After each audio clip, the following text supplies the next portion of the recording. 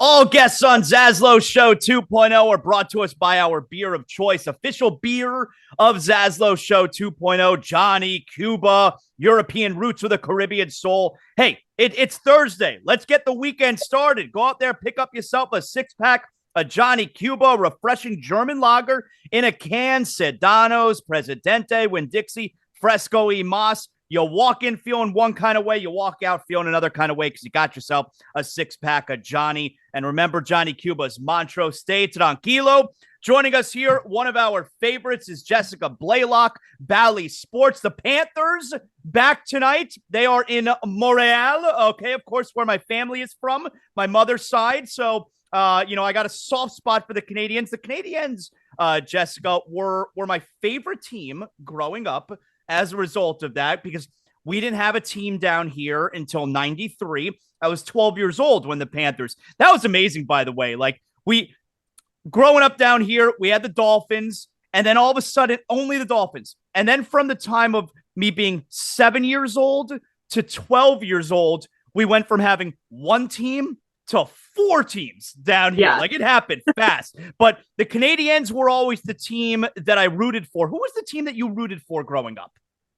A couple things. First off, well done on saying Montreal in a very French Canadian way, Montreal. The teams that I grew up rooting for, hardcore, University of Florida Gators household, hardcore. And my dad, originally being from right outside Boston, the Red Sox. And then I can kind of identify a little bit with the, getting a team when you were a kid, because we got the Jacksonville Jaguars when I was in seventh grade. So, right around 11, 12 years old. So once the Jaguars came into town, which, by the way, go Jags, like everybody, right, was a massive, massive Jaguar fan. So the Jaguars, the Gators, and the Red Sox are the three teams that I really, really remember, hardcore rooting for growing up. It's a cool experience where you get to start being a fan of the team at their birth. Yeah. And like I said, because of my age and because of, the market here, three of the four teams we have here in South Florida, I got to experience from birth. It's a cool experience. Well, and now we're at the point where you have those Heat fans, those Panther fans, those Marlins fans who, when they were born, the team has already been in existence. So they've had the opportunity to have the team their whole life. And you're starting to get kind of that feel, because you see with all these classic teams, whether it's the New York Rangers, whether it's the Chicago Cubs, whatever it may be, the Green Bay Packers, you pass that fandom down from generation to generation. And so you're now starting to get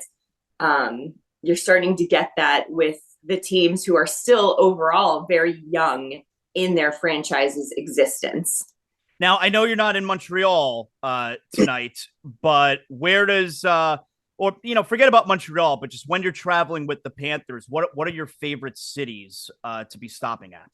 Well, Montreal is a great one, especially old Montreal. And I took French in college. I'm on a 150-day Duolingo streak for French. Like, I love all things, French and Montreal. It's so European, it's got such a European feel to it. So I love Montreal. I mean, Vegas, the fact that I get to go to Vegas for hockey now. We saw you there in the stands a couple weeks ago. How did that work out? How was that experience? Okay, so I just turned 40. I know you had a birthday as well. Happy birthday. Thank you. My nephew just turned 21. So when the hockey schedule came out, I took a look at it because I knew I was going to be turning 40. I knew he was going to be turning 21. And sure enough, the Panthers were in Vegas on January 12th, perfectly situated right in between his 21st birthday on January 10th and my 40th on January 15th. So I was like, what are the odds that this works out so perfectly?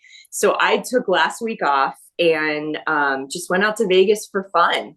And that included going to the game. So it was really cool to be at a game, especially on the road, and just get to go and enjoy it as a fan. So was that the first time that you've done that on the road, where you've watched the team from the stands? Only if like we've had road games before where like it was an ESPN Plus Right. broadcast. But you're probably watching the press box for those games, right? And then I watch in the press box and I take notes during the game because, you know, we've got to work the next game. So this one, I really just like no note taking, like get a drink, settle in, and just really enjoy it. They had the camera on you for like a good 60 seconds. Were you getting? Oh, really? Oh, you didn't get like messages like, "Hey, Jess, they got you on." I got a screenshot of me on, you know, on the TV, but I didn't realize that maybe the camera was on for that long. But did you see how locked in I was? I mean, I was yeah. I was hyper focused. Yeah. Now, when they scored a goal that night, do you keep it cool or do you stand up and you cheer? Oh, I mean, I keep it cool when I'm in the press box just to be respectful, but there were a bunch of Panther fans actually sitting around me in Vegas. So like we were getting up, like high-fiving, cheering, like the whole shebang. So, you know, tough to see the way it ended because I really thought the Panthers could have had that game. But, you know, Vegas, one of the best teams in the league, and the Panthers were right in that one till the very end. And I think that's kind of been the overall theme for that team. You know, the past couple of weeks, they've just continued to trend upwards, which is good to see. I've been very hard on the Panthers so far this year. I think it's all very deserved. But also I've been hard on them because I love them so much. And they've just been killing me this year, you know? So it comes from a good place. But I will tell you, I do believe, and I think this is the case with both the Heat and the Panthers, who both got off to just terrible, terrible starts. It does seem, I do think that both teams, certainly the Heat, I do think that both teams are trending in the right direction now. Finally, are both playing, you know, their best games. I think if the Panthers win tonight, I mean, look, it's Montreal. You better win this game tonight. They stink. If you win tonight, I think you're like, 6-2-1 in their last 9 games. It would be if they can get a win tonight. So it really does feel like the Panthers are playing their best hockey right now. Yeah, I think so too. And a couple guys talked about that the other night after that game against Toronto, which they did not lose. The officials absolutely screwed them over. And they played very well that game. They played unbelievable. And Bob made some insane saves. Yeah. I really honestly. It's funny when there are games like that, right? Where Bobrovsky gives up 5 goals. It's like he was actually pretty awesome. He was really good. And the fact that, like, I know that Toronto got 2 power play goals, but when you give a team 7 power plays, especially a team that has that good of a power play, and you only hold them to 2. And the 2, especially with Gudis, they were both with Gudis on the box, the 2 power play goals. They were bullshit calls. That was not right. So mad. I was so mad. And like, Zaz, I try really hard. I know, like, during baseball season, I'll complain about the strike zone on Twitter and things like that when it's really egregious. But like 99.9% of the time, we don't talk about the officials in the post-game show because so often it tends to even out in the long run. Mm-hmm. But it was so one-sided and awful the other night that like we did a whole thing in the post-game show on like the questionable calls. Now, would you have done that? Was that a reaction to Paul Maurice and what he said post-game? No, it was something that we had kept an eye on and agreed with the whole game. I mean, and even Goldie and Randy were talking about it too. Oh yeah, and Randy, like I was saying on the show yesterday, Randy is usually super like straight down the middle when it comes to that stuff. Goldie will speak his mind a lot. Oh yeah. But both of them were pretty critical. Yeah, absolutely. So sorry, I totally digress on that. Yes. But the whole point being that they played great. They've been playing great. Going into that game against against Toronto, they had won 5 out of 7. First time that they had done that all season. They at least picked up a point the other night. They're facing Montreal tonight, a team that they beat earlier this season, 7-2. Barkov had a hat trick. Kachuk had 2 goals. So a great chance to pick up 2 more points tonight before coming home. But one thing that Barkov and Ekblad and some of those guys talked about after that game against Toronto was how they feel like they're playing to their identity. They feel like they're playing together well as a team. And I know people have been, critical of the Panthers this season. And I do think you're right. I do think that they, have underachieved. And I think every player in that dressing room would say that. You're not saying anything that a player themselves wouldn't say. They feel like they should be in a better position.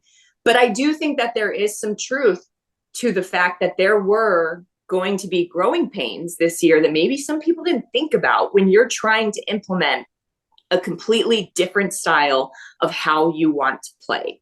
This team and the structure and the system is supposed to be a night and day difference of how they played last year, when they really just relied on outscoring everybody because they had that kind of offensive talent and offensive depth. And you see what happened last year. Had it not been for Carter Verhaeghe, they probably would have gotten beat in the first round by the Capitals, and then Tampa sweeps them, because that style in the long run doesn't always work in the playoffs. As much as there have probably been a lot of frustrating games so far this season, as much as there have been a lot of growing pains, I have to believe that the style of hockey they're trying to play this year in the long run is going to benefit them way more than the style that they played last year. Have you gotten to know Matthew Tkachuk at all? A little bit, not as much as I probably would have in the past, because I'm not traveling with the team this year because I'm in the studio so much. But I've had some one-on-one conversations with him, and I think Tkachuk is great. I think he has got just a wonderful personality. He's really, really a nice guy that he always makes time for you if you need to talk to him.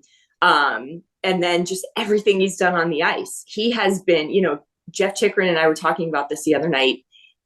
He hasn't just been, what you expected. He hasn't just met expectations. He has far exceeded expectations. Yeah. And he's been exactly the type of player that this organization needed. And especially that grit and that attitude and that, that almost that sass, right, that he brings to the ice every single game, that intensity. And I have loved watching him be a Florida Panther. Jess, are you going to have responsibilities for the All-Star? What do you have going on for All-Star here? Yeah, because that is an NHL run event versus, solely by the Florida Panthers. They bring in like all league people essentially. So I could see us, possibly doing an Inside the Panther show, kind of highlighting Tkachuk and the different activities that he participates in and things like that. But if we do that, my guess is that Katie Engelson will probably be all over taking care of that. So are the rosters all set? It feels like Brandon Montour should be in this game. I completely agree.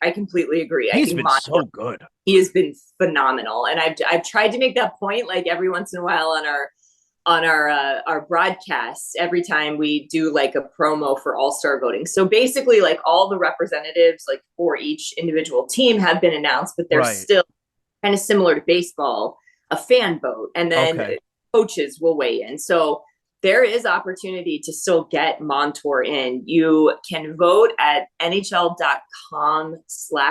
I think is the website, or you can send a tweet with either the player's full name or tag their Twitter handle. So for sure, Panther fans, show Brandon Montour some love. And can we do the cheating where we could just click like retweet and it counts as a vote? That I'm not sure. I haven't taken a deep dive into the rules, but we absolutely need to get Brandon Montour some All-Star love, because he has.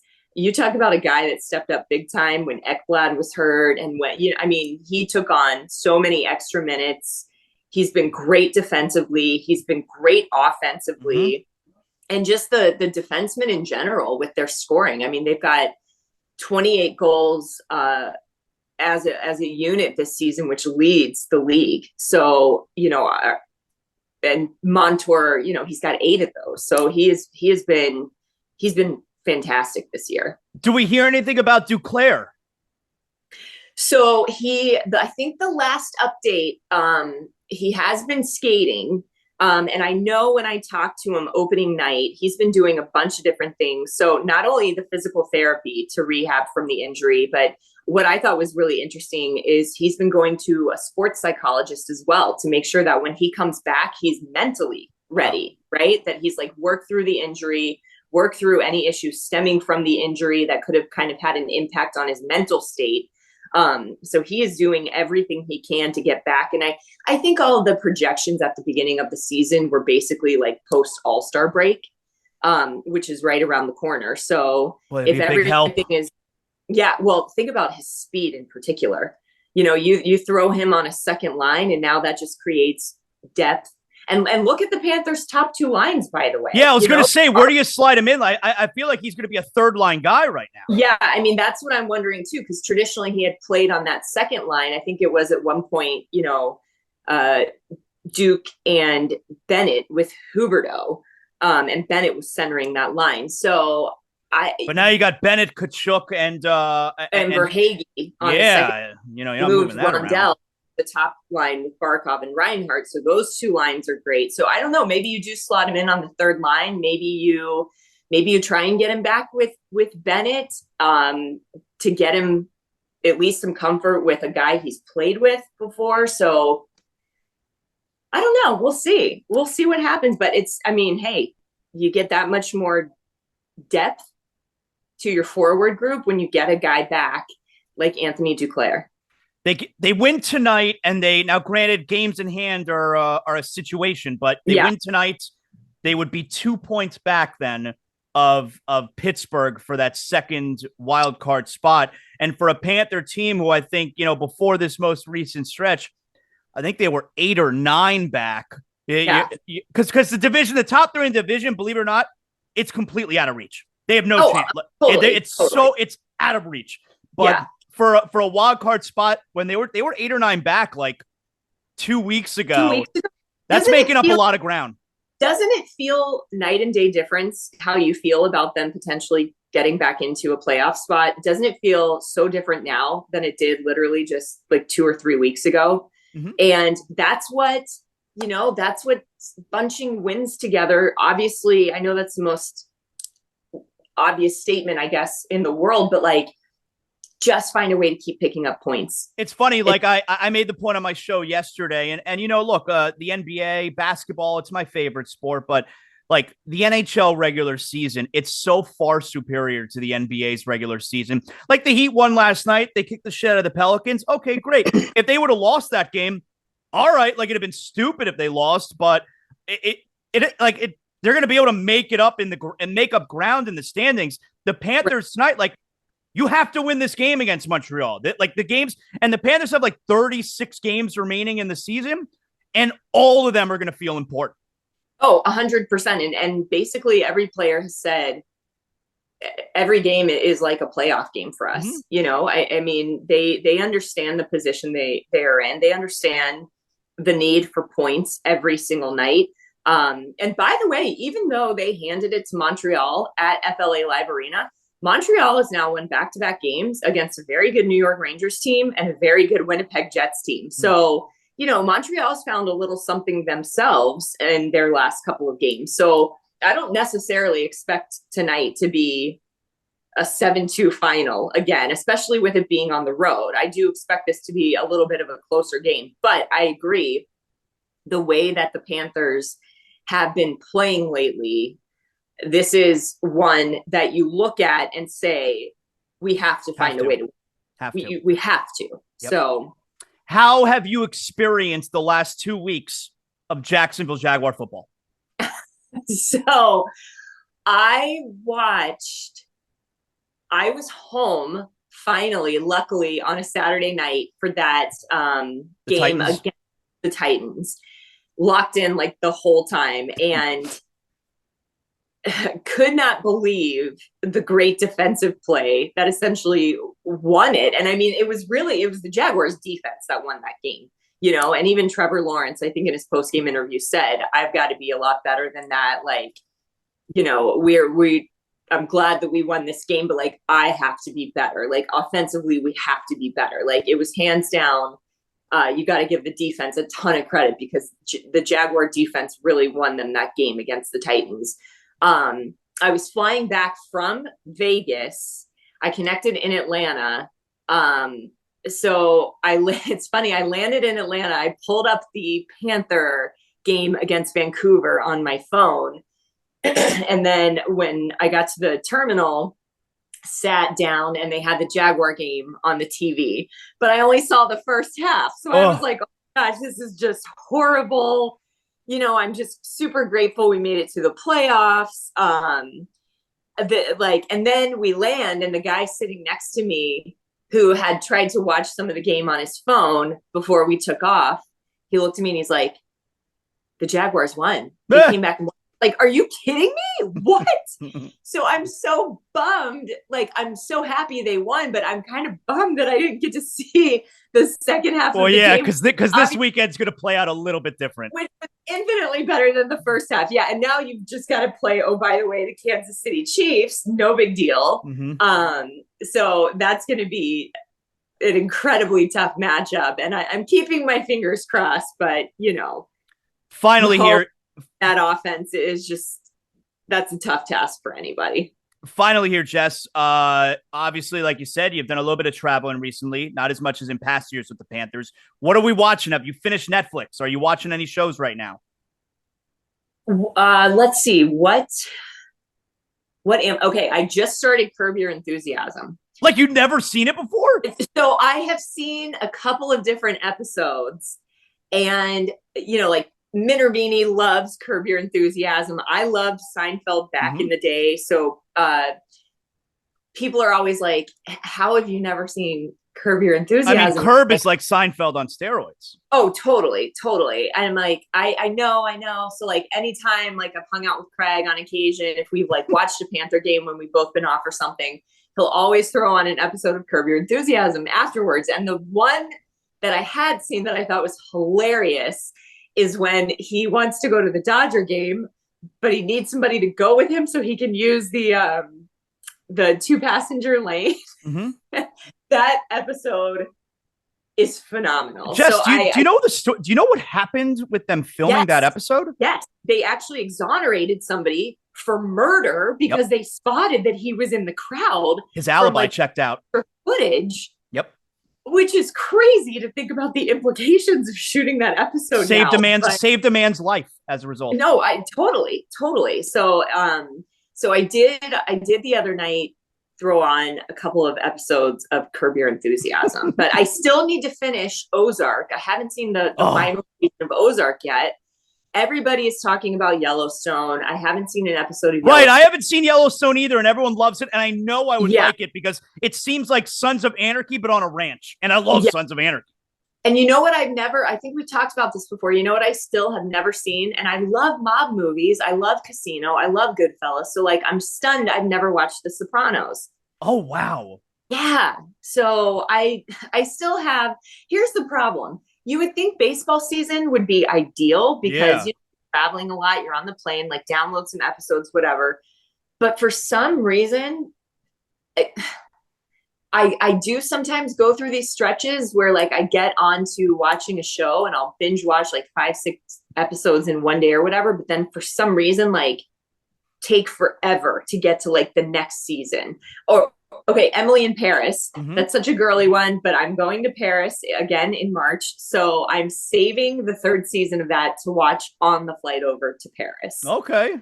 All right. But Paris is like one of those ones. It's a total girly. It's like my wife watches it. Yeah.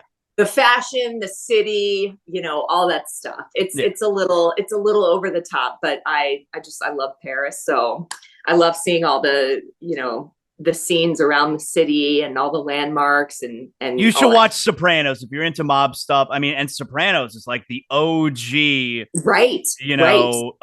TV, like it changed everything. Right. You got the anti-hero and Tony Soprano, and it led to other types of shows. What's so like great about Breaking Bad was, Walter White was basically like the ultimate anti-hero as well, and his whole character arc and like. You're kind of changing, evolving feelings about him and what he's doing, why he's doing it. And so, I mean, Breaking Bad was unbelievable. All right, so you got some stuff. I just finished. I got some stuff I got to do. Yeah, I just finished watching. It was a mini series, only 6 episodes, but on Apple TV, I just finished watching Blackbird, which I was blown away. That's the one where the guy is in prison, like trying to get the other guy to confess to. I saw previews for that, and I was like, "This looks unbelievable." Like, okay, so you recommend it? The guy who was in prison just won the Golden Globe for Best Supporting Actor. The guy who's essentially the villain, the murderer. And yeah, I just finished all 6 episodes a couple of nights ago. Just incredible performances from Taron Egerton. It was Ray Liotta's last. He died during the filming. Yeah, and he was phenomenal in this. It wasn't a huge role he had, but an important role. He like a good role for it to be his last time on screen. He was phenomenal. I got a weird obsession with prison movies or prison TV shows anyway, but this I was on edge. It was very intense. All 6 episodes, and it's a true story. It was very intense.